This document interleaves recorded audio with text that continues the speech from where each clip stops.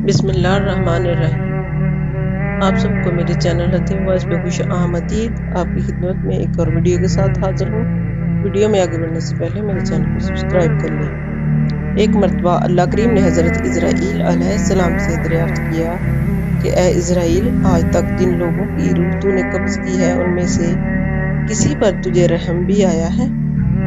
اسرائیل نے عرض کیا کہ اے پروردگار، تو خوب جانتا ہے کہ روح قبض کرتے وقت ہمیشہ میرا دل دکھتا ہے، لیکن تیرے حکم سے سختابی کی مجال کہاں؟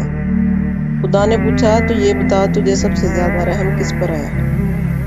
فرشتے نے کہا، الہی، ایک موت ایسی ہے جو بلائے نہیں بھولتی، اور وہ یہ ہے کہ ایک کشتی مردوں اور عورتوں سے بھری ہوئی سمندر میں سفر کر رہی تھی۔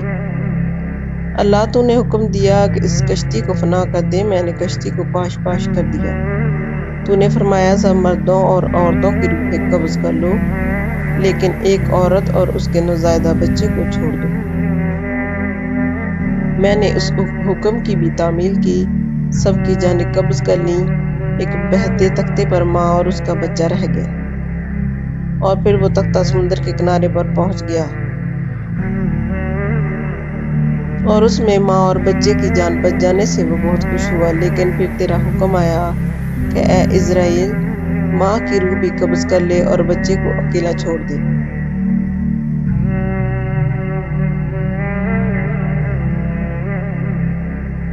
اے باری تعالیٰ، تو خوب جانتا ہے، یہ حکم پا کر میرا کلیجہ کانپ گیا تھا۔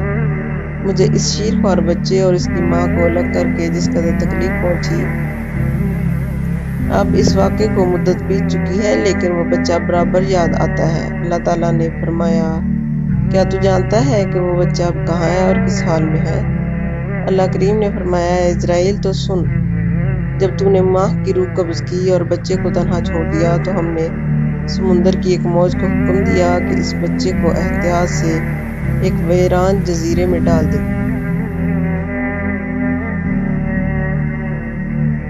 اس جزیرے میں ایک سرسبز اور گھنا جنگل تھا، یہاں صاف شفاف میٹھے پانی کے چشمے بہتے تھے اور بے شمار پھلدار درخت تھے۔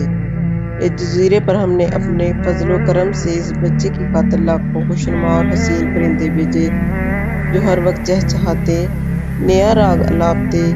ہم نے چنبیلی کے پھولوں اور پتوں کو حکم دیا کہ اس بچے کا بستر تیار کرو تاکہ وہ اس پر آرام کی نیند سوئے۔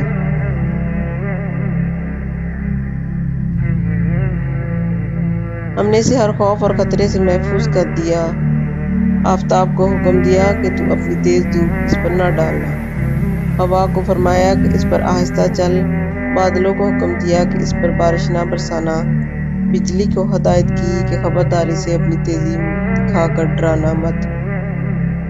انہی دنوں جنگل میں بھیڑیے کی مادہ نے بچے دیے تھے۔ ہم نے اسے حکم دیا کہ اپنے بچوں کے ساتھ انسان کے بچے کو بھی دودھ پلا دے، اس کی دیکھ بھال کر اور اسے کوئی گزند نہ پہنچنے دینا۔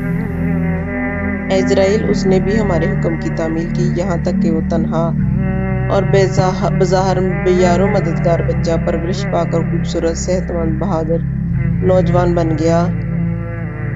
ہم نے اس کے پاؤں میں کبھی کانٹا بھی نہ چبھنے دیا۔ دنیا جہان کی نعمتیں اسے عطا کی اور وہ ان کا شکر بھی ادا کرتا تھا، مگر اب اے ملک الموت، تو جانتا ہے وہ بچہ کہاں ہے اور کیا کر رہا ہے۔ اسرائیل نے سجدہ کرتے ہوئے عرض کیا، اے میرے پروردگار، تجھی کو سارے علم ہے۔ تو اللہ کریم نے فرمایا، وہ بچہ نمرود بن گیا ہے، اور اسی نے میرے خلیل ابراہیم علیہ السلام کو آگ کے الاؤ میں جھونکا، اور اب وہ خدائی کا دعویٰ کر کے لوگوں کو میری راہ سے بھٹکاتا ہے اور ان پر تشدد بھی کرتا ہے۔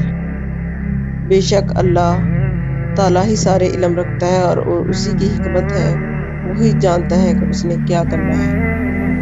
اللہ تعالیٰ ہمیں اپنے حکم کے مطابق زندگی گزارنے کی توفیق دے، شکر ادا کرنے کی توفیق دے، نیکی کے راستے پہ چلنے کی توفیق دے۔